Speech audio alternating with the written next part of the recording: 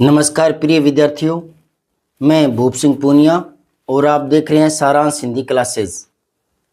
ये छोटा सा वीडियो है, बहुत ही रोचक जानकारी है, पूरा देख लेना, छोटा सा ही है।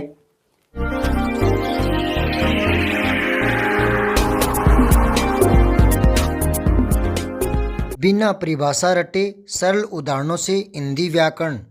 सब्सक्राइब करके बेल आइकन जरूर दबाएं।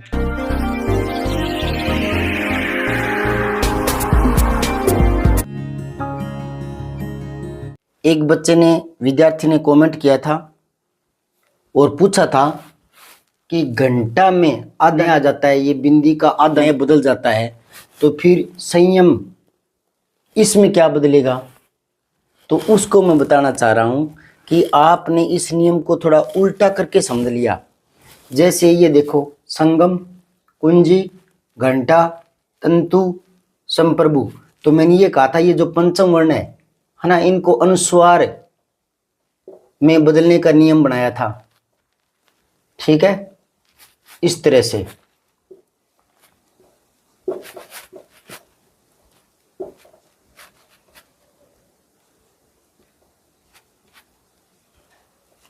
अब इनको समझने के लिए कि ये कौन सा पंचम वर्ण है, तब मैंने बताया था कि आगे ग है तो इसी का पंचम अंग है, और ज है तो य इसी का पंचम, टे है तो अणे, टे ठे डे डे इसी का पंचम, यूं बताया था। पर अब यूं बताया था समझाने के लिए उसी को नियम मान लिया बच्चों ने, और फिर पूछने लगे कि संयम में क्या बनेगा बताओ। तो नियम ये नहीं था कि ये पंचम में बदल रहे हैं, पंचम अनुस्वार में बदल रहे हैं, नियम ये है। दोबारा समझिए, आपके समझ में नहीं आए तो। आगे गे देख कर अंगे में बदल रहा है, जय देख ये में बदल रहा है, टे देख अणे में बदल रहा है, ते देख नए में बदल रहा है। ये नियम नहीं था।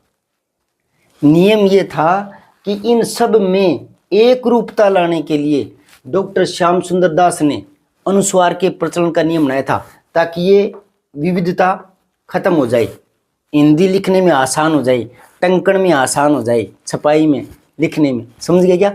तो सुगमता लाने के लिए नियम बनाया था कि जो पंचम वर्ण है ङ, य, ण, न, म, इन सब की जगह ये विविधता ना दिखे, इसलिए अनुस्वार का नियम बनाया था।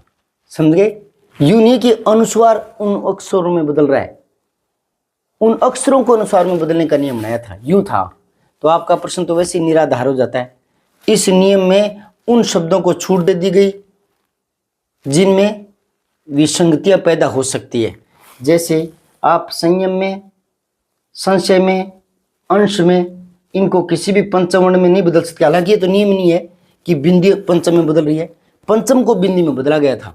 दोबारा सुन लें, अनुस्वार, बिंदी, अनुस्वार को पंचम वर्णों में बदला गया, ये नियम नहीं था।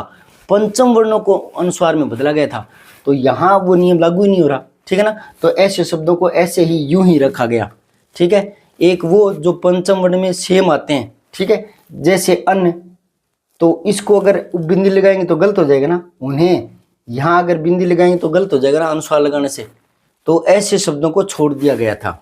सिर्फ छोटी सी बात थी कि जो पंचम वर्ण की विविधता है उसको एक रूपता लाने के लिए अनुस्वार का नियम बनाया था, इतना सही है। यूं नहीं कि सारे अनुस्वारों को अलग अलग वर्णों में बदला गया था, वर्णों में नहीं बदला गया था, सिर्फ पंचम वर्णों की जगह बिंदी का नियम बनाया था। अब समझ गए? ये एक बार कंपटीशन में आया था कि सही शब्द छांटो, कुंजी, कुंजी, कुंजी, कुंजी। तो ये थोड़ा थोड़ा पता लग रहा है आवाज से। दोबारा मैं स्पष्टता लाने का कोशिश कर रहा हूँ, हालांकि वाग्यंत्र इतना स्पष्ट नहीं है, फिर भी कोशिश कर रहा हूँ। पंचम वर्णों को देखो, संगम, उंगे तो संगम, ये है तो कुंजी, ये ण है तो घंटा, ये न है तो तंतु, ये म है तो संप्रभु। ठीक है, थोड़ी थोड़ी आवाज आ रही बीच में।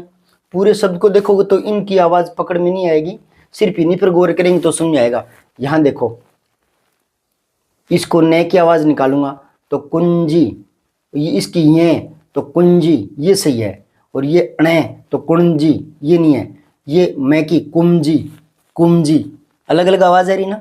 तो इनकी विद्रुपता दूर करने के लिए और अनुस्वार का नियम बनाया था, और यहाँ ये सही है, कंपटीशन में जो आया था उसका। उम्मीद करता हूँ समझ गए होंगे। इसी प्रकार की रोचक जानकारी के लिए चैनल को सब्सक्राइब कर लें। हाँ, कुछ संशय है, पूछना चाहते हो तो कमेंट में पूछ सकते हो। ये चैनल विद्यार्थियों का है और हिंदी में जो रुचि रखते हैं उनके लिए है, और कंपटीशन वाले बच्चों के लिए है, और कक्षा 6, 7, 8, 9, 10, 11 सभी बच्चों के लिए ये विद्यार्थियों का चैनल है। सब्सक्राइब कर ले, बेल आइकन जरूर दबा दें। धन्यवाद। शुभ दीपावली, दीपावली की हार्दिक शुभकामनाएं। सब्सक्राइब करके बेल आइकन ज़रूर दबाएं।